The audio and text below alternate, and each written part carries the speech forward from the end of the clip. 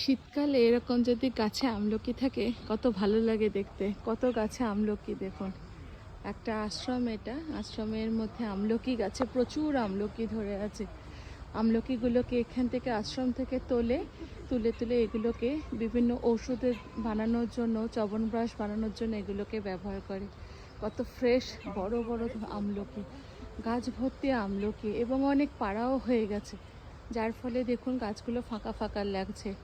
অনেক পুজোর পর থেকেই নাকি এগুলো পাড়া আরম্ভ হয়। সারা বছরই শীতকালটা জুড়ে যা এখানটা আমলকি হয় সেগুলোকে মোরব্বা করে স্টোর করে রেখে দেওয়া হয়। সেটা নিয়ে সারা বছর চলে আশ্রমে। মোরব্বা হয়, দেখুন কি সুন্দর, পাখিও আবার বসে আছে। অনেক আমলকি, এতটুকুনি গাছটার মধ্যে অজস্র আমলকি ধরে আছে, এবং সাইজগুলো বেশ বড় বড়। ঘোর শীত চলছে এখন, যার ফলে সিজন বলেই এত দেখা